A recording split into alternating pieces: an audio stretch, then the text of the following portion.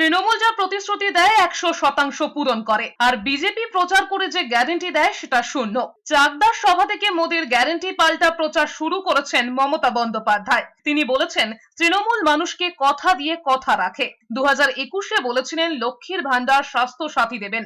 ক্ষমতায় ফিরে প্রতিশ্রুতি পূরণ করেছেন। তাঁতিদের জন্য প্রকল্প এনেছেন। এবার ব্লকে ব্লকে শাড়ির দোকান হবে। তাঁতিদের হাতে বোনা শাড়ি সেখানে বিক্রি হবে। দাবি করেছেন কল্যাণী এইমস এর জন্য 180 একর জমি এবং 300 কোটি টাকা দিয়েছে রাজ্য।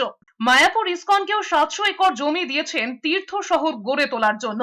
শেষে তিনি বলেছেন আগামী দিনে বাংলায় আর কেউ উদ্বাস্তু থাকবে না। বিজেপি যেটা রোজ অ্যাডভার্টাইজমেন্ট দিয়ে গ্যারেন্টি বলে ওটার ফল শূন্য।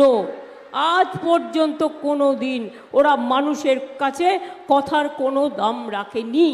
আমি গত নির্বাচনের আগে যখন বাংলার নির্বাচন ছিল তখন আমরা বলেছিলাম তৃণমূল জিতলে আমরা লক্ষ্মীর ভাণ্ডার করব। করেছি কি করিনি? বাংলার সব ব্লকে ব্লকে একটা করে বাংলার শাড়ির দোকান খুলব। তাঁতিদের হাতে বোনা শাড়ি সেখানে বিক্রি হবে। যদি কেউ ফ্র্যাঞ্চাইজিও নিতে চান আমার কোনো আপত্তি নেই।